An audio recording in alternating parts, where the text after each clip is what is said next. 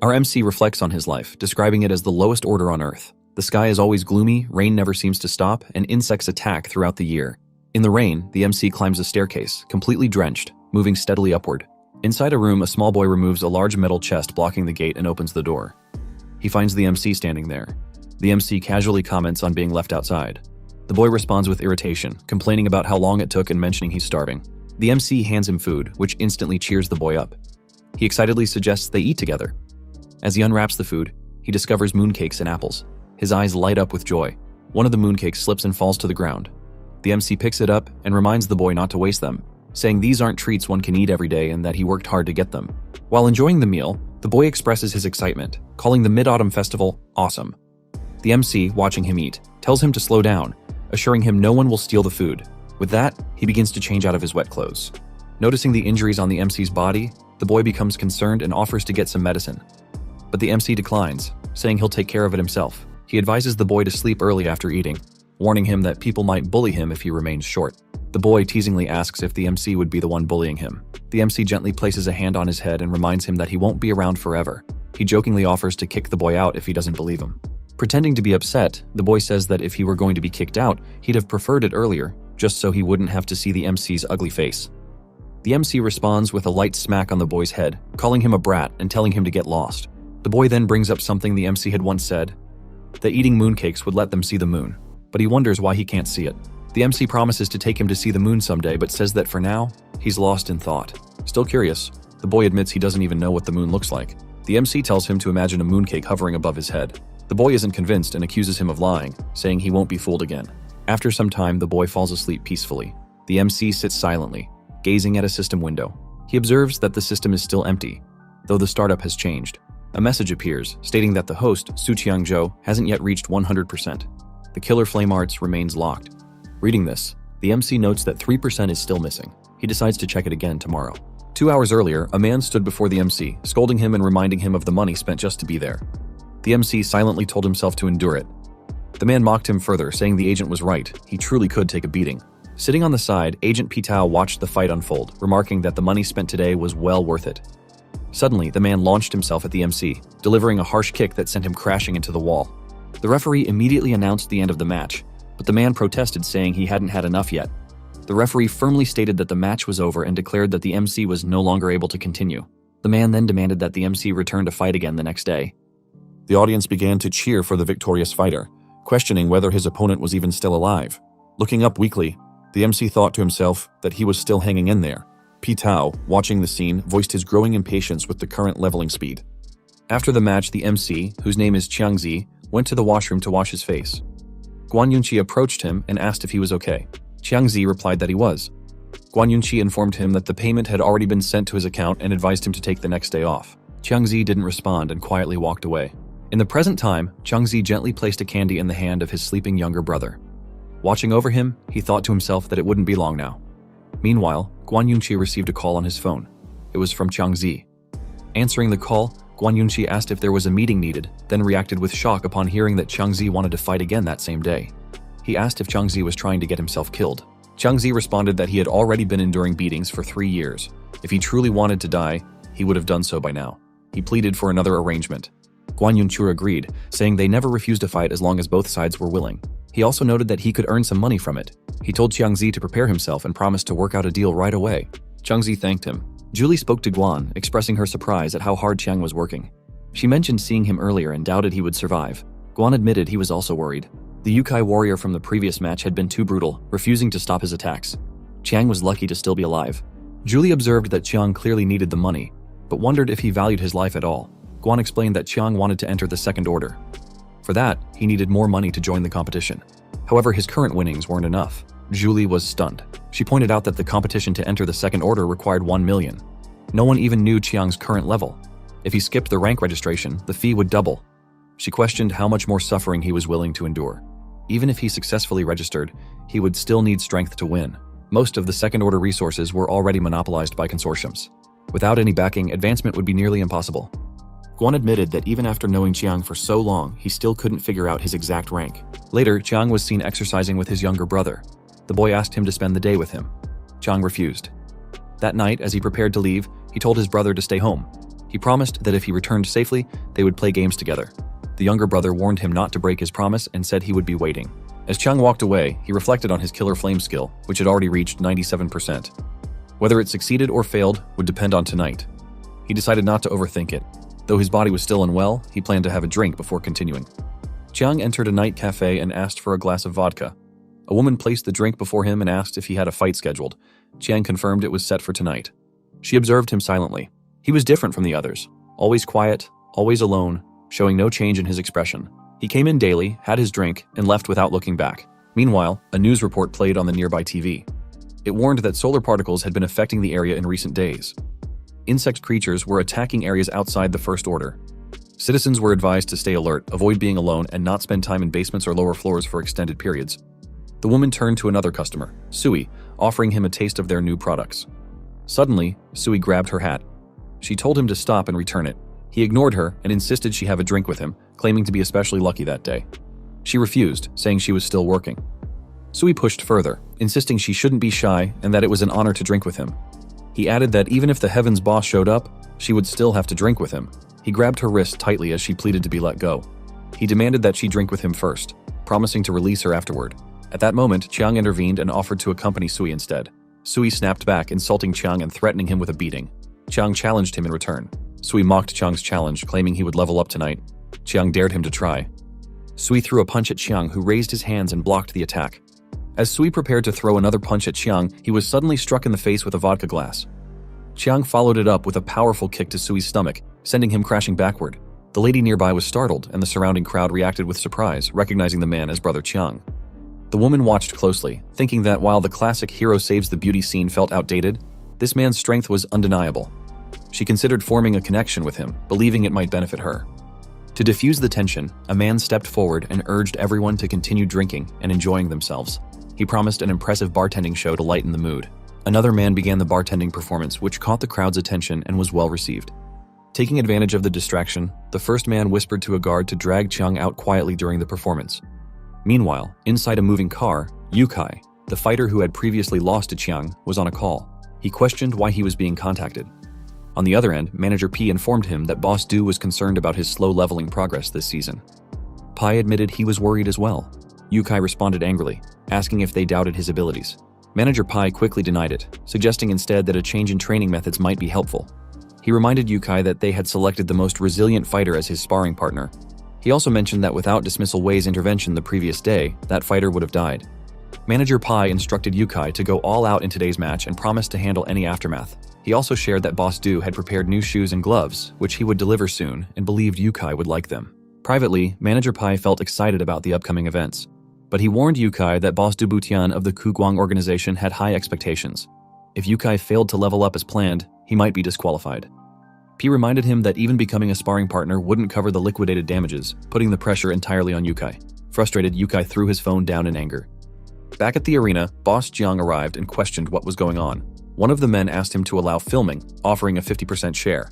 Jiang explained that new rules under the management system didn't allow filming, and noted that even the audience had been asked to leave. The man persisted, saying he had heard there would be a spectacular show today and believed the footage could fetch a high price on the black market. He suggested they could profit together. Jiang considered the offer and agreed to a 70% share in exchange for his cooperation. The man accepted, praising Jiang's decision. On the other side, Guan was lost in thought, feeling uneasy about today's match. He acknowledged that Su Changzhou was the toughest sparring partner, and his price was the highest, but something didn't sit right with him. Manager Pai approached Guan, commenting that Guan was going to earn big once again. He mentioned that it had been 3 years since Guan signed Brother Resistance. Guan snapped back, asking how that was relevant to him. Pai laughed, saying it wasn't, but admitted he was eager to see what kind of expression Guan would make when Chiang finally fell. Guan asked what he meant, but Pai brushed it off, saying he had to handle the agreement and would see him later. Immediately after, Guan called Chiang to check his location. Chiang confirmed that he had already arrived. After Chiang arrived, Guan warned him that the Wanderer Warrior was going to hit him hard today. He advised Chiang to withdraw and save his strength for a longer run. But Chiang demanded the agreement instead. Guan handed it over, while reminding him one last time to give up on the match. He said the agreement could be changed and that he only hoped nothing bad would happen to Chiang, since he was his biggest money earner. Chiang signed the agreement without hesitation and began walking toward the arena. The woman beside Guan scoffed, remarking how even someone who takes beatings could still show off. The match soon began. Yukai entered the arena, and seeing him, Guan thought that he didn't come to level up. He came to kill. The referee warned Yukai that wearing weapons was against the rules. In response, Yukai threatened to test the rule directly on the referee, intimidating him into silence. Chiang then stepped into the arena. Yukai approached him and reminded him that the agreement had a surrender clause, but he was certain Chiang wouldn't have time to use it. Chiang replied confidently, challenging him to try. The match officially started. As Yukai charged forward to punch, Chiang didn't dodge. He thought to himself that he needed to level up quickly and chose to block the strike with his hands. Watching this, Guan realized that the punch could have half-killed a tiger. The screen displayed that Wanderer Warrior's Rank 2 combat ability had increased to 65%. Manager P, watching with satisfaction, noted that the gift Du Butian gave was proving useful. Yukai followed up with a kick to Chiang's stomach, sending him flying backward. Guan, watching this, accused Yukai of cheating, convinced that he couldn't be that powerful. But Chiang stood back up. The screen now showed Wanderer Warrior's combat ability had increased to 70%. The audience reacted with disbelief, amazed that just one kick had caused a 5% boost. They began to recognize Chiang's resilience. Chiang remarked that Yukai didn't seem all that strong. Yukai, impressed by Chiang's toughness, admitted he enjoyed beating opponents like him the most. He rushed forward, grabbed Chiang, and despite Chiang's attempts to break free, lifted him up and slammed him hard onto the ground. After that, Yukai mocked him, saying he hadn't died yet and that he wasn't finished. The crowd looked at Chiang in awe, wondering if he was made of metal, questioning how he was still standing after such brutal hits. Guan, still in shock, couldn't understand how Chiang, who was once so weak, was now enduring these powerful attacks without dodging or fighting back, yet still able to rise. The scene shifts to 3 years ago, where Chiang desperately pleads with Guan to let him try again. Guan warns him that his body is too weak and expresses concern that he won't survive the round. Chiang insists, taking full responsibility for his life and requesting arrangements to be made. Guan reminds him that if he dies, he won't be responsible for anything, not even for Chiang's younger brother. Chiang replies that he understands. Guan questions his insistence, and Chiang explains that without a chance, it would be no different from dying. Back in the present, Yukai throws punches at Chiang, who blocks them with his forearms. Watching this, Guan begins to wonder if something has changed. The referee steps in, announcing that Yukai has already increased his combat ability by 30%, and according to the rules, the match must now end. Yukai protests, arguing that he hasn't yet reached 100%. The referee refuses, stating it's unfair for the spar partner and violates the agreement. Angrily, Yukai grabs the referee by the collar and accuses him of being an obstacle to his leveling up. He then hurls the referee away.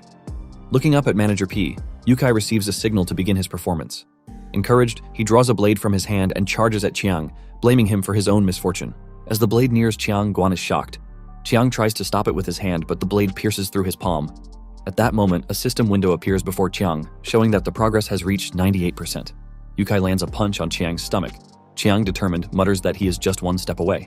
Yukai then kicks Chiang again in the stomach, stating he won't forget him. As he jumps up to deliver a final attack, a sharp object erupts from beneath the ground, impaling Yukai through the abdomen. Panic spreads as the crowd runs, shouting that it's an insect invasion and they're under attack. Guan concludes that the earlier commotion must have attracted the creature and urges everyone to evacuate quickly. The girl beside Guan is horrified, recognizing it as a 2 rank 3 berserk tiger beetle. She points out that the specially reinforced arena floor has been destroyed, and now there's no way to escape. The massive insect moves toward Chiang and attacks, but Chiang catches it with his bare hand. The system notifies Chiang that the host kill fire tower dynamic value has reached 100%. Chiang, filled with resolve, declares that after such a long wait, he can finally test its power. Chiang continued battling the insect, wondering if the attack of a rank 3 tiger beetle was really this weak. With that thought, he broke off the beetle's horn effortlessly. Meanwhile, Guan was stunned.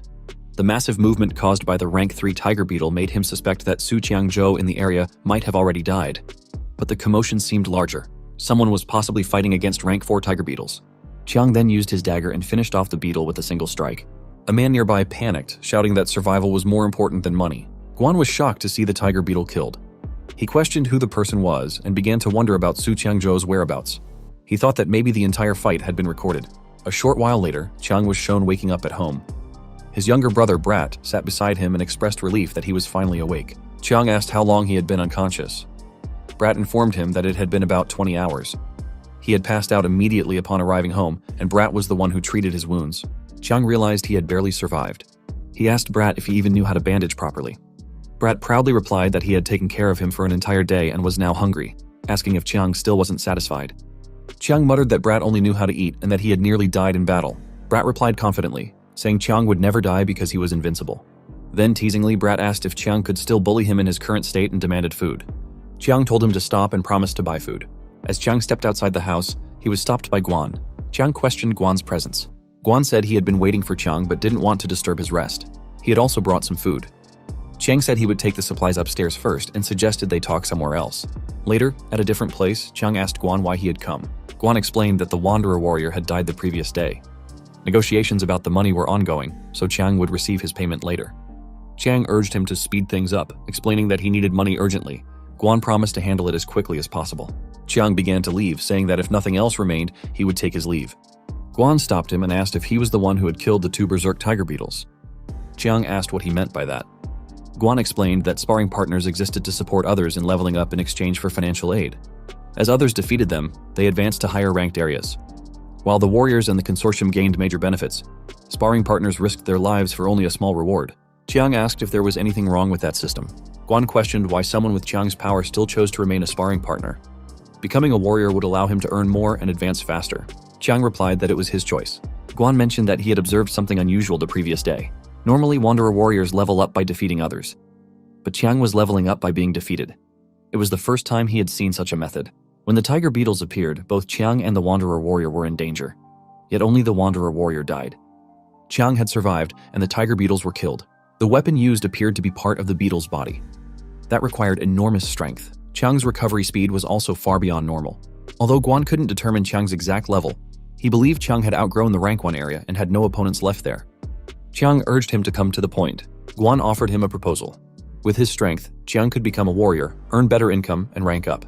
They could also explore a new kind of partnership. Chiang said he would think about it and began to walk away. Guan stated he would wait for his answer. Watching him leave, Guan thought that even after all these years, he still couldn't understand what Chiang was really thinking. Chiang sat in a cafe where a news broadcast played on the TV. It reported that boss-rank mutated worms had recently appeared in many locations. The elite teams from the relevant department had been dispatched to eliminate them, and citizens were advised not to panic. A girl named Lumi approached Chiang, noticing his wounds. She offered him some medicine, suggesting he take it back and try it. Chiang asked for her name and she introduced herself as Lumi. Soon, a man walked over and brought up the recent incident. He mentioned hearing about the tiger beetles invading the arena. Chiang confirmed it. The man continued, saying he heard someone had instantly killed all the beetles. Chiang responded that if he hadn't escaped early, he might have died there. The man pointed out that the warrior had been killed. The tiger beetles had been wiped out instantly, and Chiang was the only one who survived. He remarked that escaping quickly was a skill too, and called Chiang lucky. Getting closer, the man asked if Chiang had heard about the Green Judge Rock's red-tail scorpion. Chiang said he hadn't. The man encouraged Chiang to fight high-level monsters to level up quickly. He handed him something that could be useful in critical moments, claiming it was stronger than Lumi's medicine. Chiang thanked him. Meanwhile, the leader of the Tiger Roar team named Yang addressed his squad. He reminded them of the intense training they had undergone. It had been tough but necessary to defeat a powerful enemy. A rank 5 butterfly had already annihilated 5 teams. He believed they could defeat it. As the leader, he raised a cup, declaring that one tiger roar should shock all areas and spread news throughout. The team responded with a cheer. Lumi, standing among them, felt excited. She believed that by following the team and helping kill the butterfly, she could earn money to level up. She glanced at Chiang and thought about how he always came and went. She wished he would join them in killing the butterfly. Elsewhere, Chiang reflected on what Bar's boss Liao had said. He agreed that it was time to test Killfire Tower's power on a high-rank insect. But to do that, he needed to apply for qualification. He also had to care for his little brother. Arriving at his secret base, Chiang began analyzing the rank 5 butterfly that the Tiger Roar team had mentioned. The space was too small, and he realized he needed a bigger base. He recalled hearing at the bar that other teams had fought rank 5 butterflies before. He searched for information on intermediate rank 5 insects. One team was already engaged in a tough battle. He checked details about the Tiger Roar team and tried to simulate a scenario using Killfire Tower. The system showed that their success rate was only 5%. Chiang considered what the odds would be if he joined the battle. There were too many uncertain factors. He decided to abandon the idea of participating in such a difficult fight. He would continue with his original plan. Heading to his garage, he approached a car and addressed it as an old friend. With Killfire Tower now activated, he could finally drive it again. Later, Chiang returned home. His younger brother greeted him, asking what delicious food he had brought after being out for half the day. Chiang told him that if he hadn't taken the day to rest, he wouldn't have returned so early. He called his brother a glutton and said raising him was a burden. His brother replied that he was still growing and needed to eat well to grow taller. Chiang handed him food and told him to eat quickly without any delay. Seeing the food, his brother lit up with happiness. Just then, someone knocked on the gate. It was Lumi. Seeing her there, Chiang wondered why she had come. Chiang asked Lumi how she knew where he lived. Lumi reminded him that the bar functioned as a database, though his place was like a maze and took her a long time to find. Chiang thought about the inconvenience and considered changing locations. Lumi teased him, wondering if he didn't welcome her. At that moment, Chiang's little brother commented that the girl looked really pretty and asked if Chiang wouldn't invite her inside. Chiang then invited Lumi in. The brat turned to Lumi and asked why she had come to see his brother. Lumi guessed he must be Chiang's younger brother. He confirmed it, introducing himself as Su Yang Yang, but said she could just call him Yang Yang. Lumi told him to call her sister Lumi and mentioned she always wished she had a little brother. Happy with this, the brat offered to become her little brother from now on. Chiang gave the brat a light punch on the head and asked if he had finished eating. The brat replied that he had finished long ago. Lumi handed Chiang the medicine, saying he had forgotten it at the bar and she brought it over. Chiang admitted he left in a hurry and forgot it, but claimed he was already fine. Lumi silently noted how straightforward he was. Lumi noticed the brat crafting something out of paper and praised him for his skills. The brat explained that since his brother wasn't home often, he made these paper figures to be his companions. Lumi told him she also knew how to make them and offered to create one for him. The brat was excited, calling her both pretty and kind. Chiang observed them and thought to himself how the kid would say anything just to get someone to play with him. He wondered how they were even real brothers. Lumi then made a paper strawberry for the brat, who became extremely happy and said it had been a long time since he last ate one, and now he was practically drooling.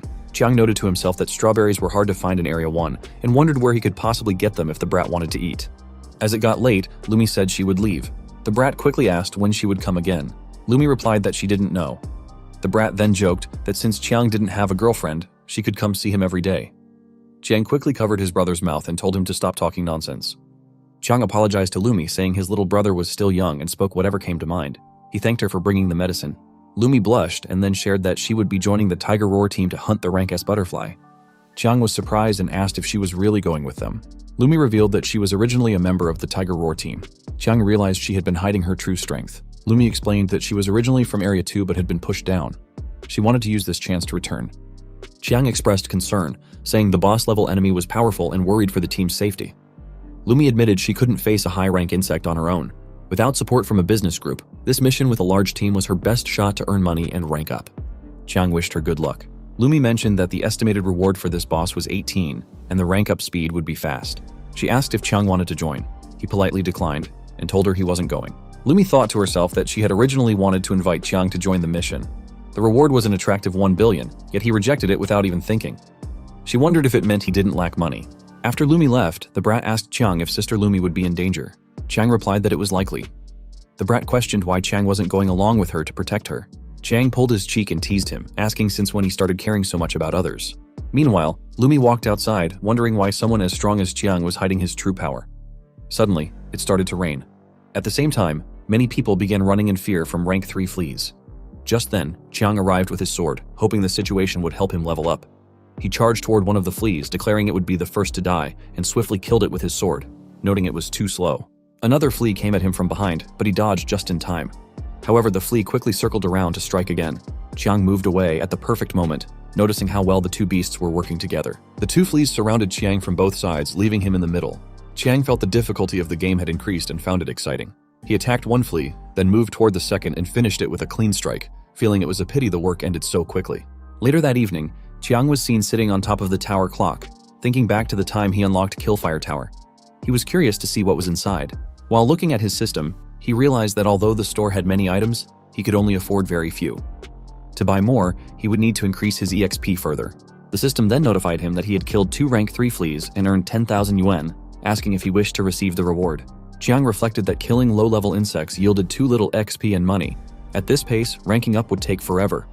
With insect invasions happening more often, even rank 1 areas were no longer safe. Both he and the brat needed to rank up quickly so they could meet her again sooner. He realized he had no choice but to take the risk. Guan received a sudden call from Manager Pai. Picking it up, he asked why Manager Pai had contacted him so unexpectedly. Manager Pai explained that after the incident with the Wanderer Warrior, the Lugang organization's boss had taken notice and wanted to meet Su Changzhou. He asked Guan to arrange the meeting, offering spar match money as compensation. Guan firmly replied that Chiang no longer worked as a sparring partner. He reminded Manager P that the Wanderer Warrior was killed by the Tiger Beetle and that it had nothing to do with Su Changzhou. Manager P insisted that Chiang was simply lucky and revealed that Boss Du had high expectations for him and wanted to sign a contract. Annoyed, Guan accused them of trying to recruit his people, calling Chiang his money tree. He felt insulted that they expected him to do it for just 50,000 and asked if they were looking down on him. Manager Pai then offered to use his highest authority and promised a full million if the matter succeeded. He stressed their sincerity and warned not to offend Boss Du, who had a bad temper. Guan agreed to consider it. After ending the call, he turned to Chiang, saying he was just about to look for him. Chiang replied with curiosity, wondering if it was about the same matter. Guan informed him that the Lu Guang organization wanted to sign him, believing it to be a great opportunity. Chiang asked if it was the same organization the Wanderer Warrior belonged to. Guan confirmed it and added that they were wealthy and could support Chiang greatly. Chiang silently reflected that the Lu Guang organization used sparring and injected medicine to force rank-ups. They used money to push people into higher-ranked areas and profited endlessly from spar matches. Eventually, they discarded those with real power. While the warriors received rank-up chances and huge rewards, Chiang doubted what kind of monsters they eventually became. He knew he couldn't agree to it. Guan admitted honestly that he would earn $1 million if the recommendation went through, but needed Chiang's final answer. Chiang interrupted him, offering $5 million instead for a favor. Surprised, Guan asked if he was serious and whether he truly had that much money. Chiang laid out 2 conditions. First, he would pay $500,000 up front and the rest after returning. Second, Guan had to take care of his little brother for a week, ensuring his complete safety during that time. Guan understood then that there was no easy money. Chiang said that's exactly why he was paying him so much. Guan questioned what would happen if he refused. Chiang admitted Guan was the only friend he trusted. Guan rejected the emotional appeal, calling himself a businessman. He agreed to the first condition but pointed out that the second was tough due to the dangerous state of things. He also reminded Chiang that rejecting the Lu Guang organization could bring trouble and demanded the amount be increased to $10 million. Chiang agreed to the deal. Guan thought to himself that there was no turning back now. He then asked Chiang which kill qualification he wanted to apply for. Chiang replied that it was rank 5 butterfly. At home, the brat asked Chiang if he had agreed to go with Sister Lumi. Chiang confirmed it. The brat cheered happily, feeling glad that Sister Lumi would now have protection. Chiang scolded him for only caring about others and never about his big brother. The brat replied that he didn't need to worry about him because Chiang was immortal. He reminded Chiang to bring the strawberry treat Sister had made, saying he needed it to quench his desires. Chiang told him to get it himself. After packing his bag, the brat declared it was time to go. Chiang informed him that he would be gone for a while and that from now on, he had to stay at Brother Guan Yun's house and behave well. The brat agreed, saying he understood. As they prepared to leave, the brat expressed his joy. After 2 years, he was finally getting the chance to go out again, and he couldn't contain his excitement. After arriving at Guan's house, Chiang sternly warned his little brother to stay inside and not leave unless he saw him. He threatened not to spare him if he disobeyed. The brat casually agreed, telling him not to nag and to just leave already. As Chiang walked away, he thought to himself that he needed to wrap this matter up quickly. He then got into his car and drove off. Inside the house, the brat questioned Guan about the tightly sealed windows, wondering if he was afraid of him escaping. Guan replied that it was done for his safety. The brat complained that he had just gotten rid of his brother, only to be locked up like a dog again. He grumbled about how tough his life was. Guan made it clear that his current mission was to ensure the brat's safety. But first, he had to ensure his own. The brat then asked why Guan hadn't sealed his own windows. Guan explained that no one posed a threat to him yet since he knew martial arts. The brat shouted at Guan, accusing him of treating him like a 3-year-old. He begged to be taken out to play. Guan rejected the idea immediately, stating that he didn't want the boy's brother causing him any trouble. Later, a woman approached Guan and informed him that the boy had been playing for over an hour. Guan responded sharply, saying he didn't need reminders. He regretted not demanding more money from Su Chang-zhou. Now he was forced to spend his own money to recruit 3 warriors for protection. He wondered if Su Chang-zhou would compensate for these added costs. As the brat continued to play, he called out to Guan to push him faster, complaining the speed was too slow. Guan thought to himself that this was the worst decision of his life. He then walked over and started pushing the brat. The boy cheered with excitement, declaring that Brother Guanqi was 100, 1,000, no, 10,000 times better than Su Qiang. Watching from a distance, the woman thought to herself how unusual it was to see manager Guan, who never even smiled, being influenced by the kid. Despite working together for many years, she had never heard Guan mention anything about his family. She wondered where his family members were. Meanwhile, the Tiger Roar team vehicles were seen heading toward their destination. Inside one of the vehicles, a team member informed leader Yang that they were fully equipped this time and that taking down the rank 5 butterfly should be easy. He added that previous teams had already exhausted it, increasing their chances of success and the potential for great loot. Another member warned everyone to stay alert and not get careless, reminding them that the creature had already annihilated 5 teams. The first man dismissed the worry, saying they wouldn't be scared. The second man added that after this battle, they'd be able to enjoy life for a while with the money they earned. While driving, one of the men turned to Lumi and commented on how cool team leader Yang looked each time, admiring his strength and fearlessness. Lumi responded, noting that at their current speed, they would reach Kuyua Mountain in about 3 more hours. She silently thought to herself that even though he had rejected her, she had known he wouldn't come. Yet, deep down, she still wished he would have joined them. Suddenly, a voice came through the call, asking the Tiger Roar team to respond if they could hear. One of the men asked what was happening ahead. The caller then delivered an emergency message, stating that team number 6 had been wiped out about half an hour ago. Yue Mountain had now been marked for a nuclear strike, and the organization had ordered them to return. Shocked, the man exclaimed that a nuclear strike was madness. He insisted it would be useless against this type of monster and would only drive it more berserk. His entire plan had just gone up in flames. One of the team members turned to leader Yang and asked what they should do now. Yang firmly decided to continue advancing, believing that if they didn't kill the butterfly now, it would become harder next time. The team member hesitated, worrying that the organization might blame them. But Yang insisted that after all the effort they had already put in, backing off now wasn't an option. Just then, a voice on the call informed Yang that the core had already been fired. Another member noticed something strange. The nuclear attack seemed too weak. Suddenly, the mutated butterfly monster began absorbing the nuclear energy. Watching this, Yang realized the creature was no longer at rank 5. It might have even advanced to an unimaginable level. A team member rushed over, asking if they were still going forward. He argued that returning now would lead to massive losses. Yang responded that while they weren't foolish enough to rush into death, they still had to try. At that moment, the butterfly monster completed its evolution and became a rank 7 creature. Observing its movement, Yang deduced that the nuclear energy had triggered its transformation. If it had only evolved to rank 6, they might have had a chance. But now, facing a rank 7, leading everyone into battle would mean leading them to death. He couldn't take that risk. Yang raised his voice and commanded everyone to listen. Based on the current situation, none of their strategies or skills would work. For the safety of the entire team, retreat was the only option. Lumi strongly opposed the idea. She couldn't accept backing down from an opportunity they had waited so long for. But another team member reminded her that risking everyone's life wasn't worth it. Then, someone else spoke up, saying he supported Lumi's determination, but emphasized that they shouldn't advance blindly. Doing so would be suicide. He urged them to follow the leader's plan. Staying alive was more important than money. They needed to survive to enjoy the rewards. Just then, a car approached. Yang noticed and questioned who it was. From the car, Chiang stepped out and mocked the Tiger Roar team for showing cowardice in such a moment. Lumi, surprised and happy to see him, asked why he had come. Chiang replied that he was here for a mission and had officially requested qualification to hunt the butterfly. Yang asked about his identity. Chiang said it didn't matter who he was. What mattered was that he could help them kill the butterfly. Yang asked why he was willing to help. Chiang stated that once the mission was completed, he wanted half of the reward. One of the members questioned what would happen if they failed. Would they die with him? Chiang laughed and clarified that he didn't need them to risk their lives. He only needed them to act as witnesses.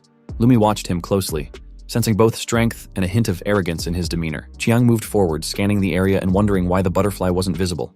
He declared it was time to go in and check the situation. Holding something in his hand, he mentally noted that this had to end quickly.